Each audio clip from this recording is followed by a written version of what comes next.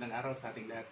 Ito'y bunga ng resulta nung ako'y na diagnose na mataas ang cholesterol, mataas ang sugar. Na-recommend ako na ganun daw yung aking pagkain. Hindi, sabi ko try natin. So, gagawa tayo ng juice. Ang formula natin ay pakwan, lemon juice, lemon, 4, 6 na cucumber, sukat ko na siya na magkasya sa juicer natin. Tsaka celery, meron tayong celery, tapos nakakat na din yung apple natin, may apple tayo. Don't worry, malinis yung ating kamay. At hinugasan ko na to sa sapa kanina. At ito'y gagawin na natin. At meron din tayong ihahalong ilang tablespoon na honey. Pure honey from Pandakake pala ito.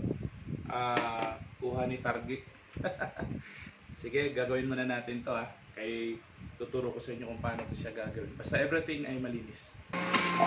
Ang ginagawa natin ngayon ay juice natin yung cucumber.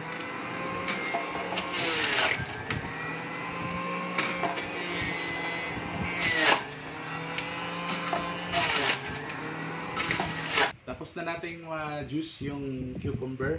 Pakita mo yung cucumber. Yan, yun yung cucumber na gino-juice natin.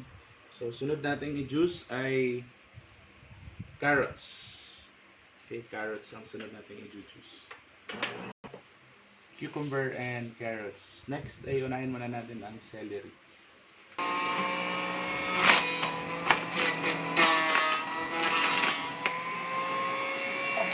Tapos na tayo sa celery, next nating i-juice ay yung luya natin. Don't worry with the luya, wala na itong malinis na to, hinugasan ko na to sa sapa.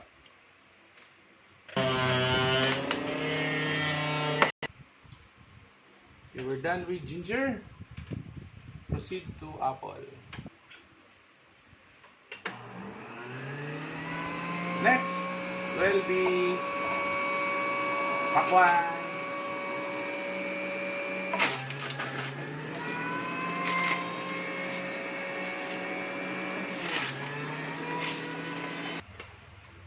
Go.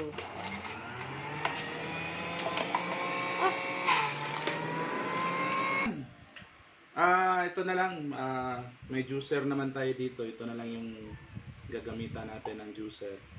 Ito, juice natin yung dito. Ito yung sa lemon. Pagkatapos ay mix na lang siya. Tapos, lagay